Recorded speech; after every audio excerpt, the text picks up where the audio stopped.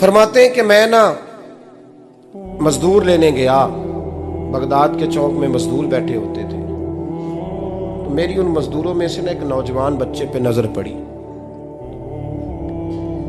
बड़ा कमजोर सा वजूद था, लेकिन चेहरे पर इबादत का निशान था। माथा बताता था कि नमाज का बड़ा ख्याल रखता है। मैं उसके करीब गया।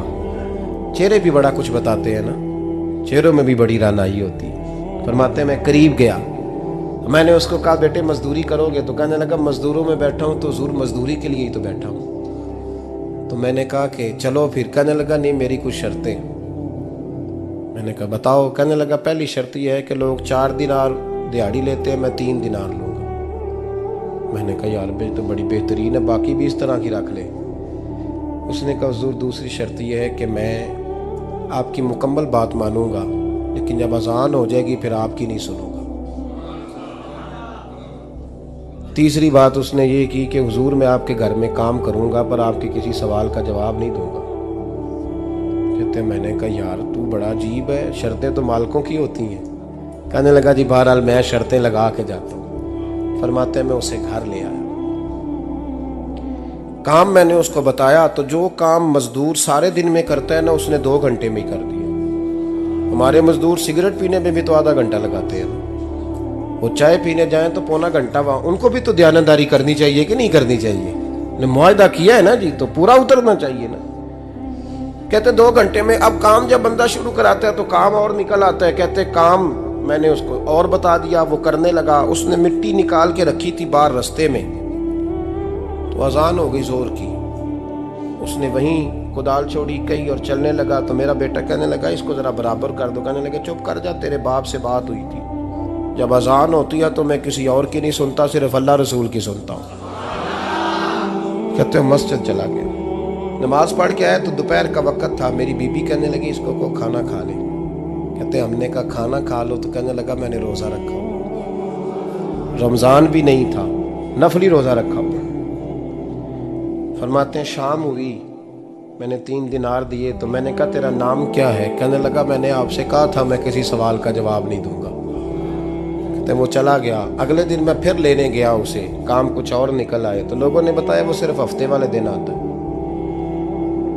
मैंने कहा क्यों? कहने लगे जी वो कहता है मेरा हफ्ते का खर्चा 3 दिनार है, जब 3 दिनार कमा लेता हूँ तो बाकी सारा टाइम अल्लाह रसूल की जिक्र में गुजार दिया करता हूँ।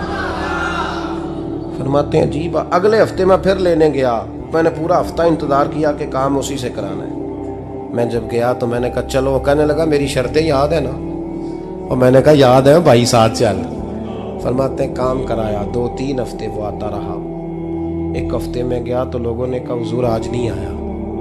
क्यों? कहने लगे बीमार हो गए। कहाँ घर है? कहने लगे बगदाद के कब्रिस्तान के पीछे जो कच्ची आबादी है उसमें रहता है। फरमाते मैं गया, दरवाजे पे दस्तक दी तो कहने लगा हुजूर आप हैं? दरवाज़ा खोला है, आ जाइए। फरमाते मैं अंदर गया तो मैंने कहा तुम्हें कैसे पता चला मैं आया हूँ? कहने लगा हुजूर अल्लाह वाले हो, आप नहीं आना था, वरना अमीर तो गरीबों का पता लेने कोई नहीं आते। कहते मैं करीब गया तो कहने लगा मैं आपका इंतज़ार कर रहा था, तेज़ बुखार है, तप रहा। जेब से कुछ पैसे निकाले, कहने लगा ये पैसे रख लें। एक अंगूठी निकाली, कहने लगा हुजूर आज रात को मेरा इंतकाल हो जाएगा, इन पैसों का कफन खरीद के सुबह जनाजा पढ़ के मुझे दफन कर देना, और जब दफन करो तो ये अंगूठी लेके असर के बाद हारून रशीद के पास जाना। आप उसे कहना मैंने मिलना है पर वो आपको टाइम नहीं देगा। आप उसको आवाज़ दीजिएगा कि तेरी एक अमानत है मेरे पास, फिर वो आपसे मिलेगा तो अंगूठी दे दें, फिर आप मेरी तरफ से फारिग हैं। हज़रत फरमाने लगे तेरा नाम? और कहने लगा हुजूर वक़्त थोड़ा है, आज रात मैंने जाना है, बड़ी लंबी माफ़ी मांगनी है रब करीम से, अगर मुनासिब समझे तो मुझे अपने रब से तन्हाई कर दे दें। फरमाते हैं मैं आ गया पर उसकी बातों ने मुझे सारी रात सोने नहीं दिया। फरमाते हैं सुबह बड़ी मुश्किल से सूरज निकला, मैं गया दरवाजे पे हाथ रखा तो दरवाज़ा खुला हुआ था। अंदर दाखिल हुआ तो खुशबुएं मेरा इस्तकबाल कर रही थी। जब चेहरे से कपड़ा हटाया तो उसका तो इंतकाल हो चुका। इंतकाल हो चुका है, ऐसे है जैसे किसी का दीदार करके सोया।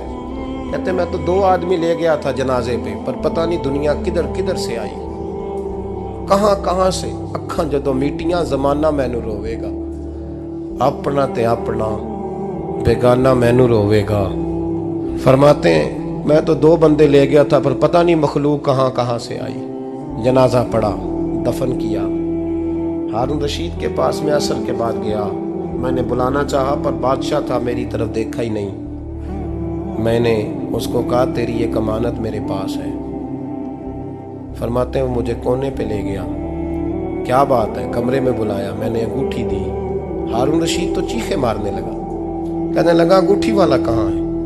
मैंने कहा वो तो इंतकाल कर गया। कहने लगा मुझे कब्र पे ले चल।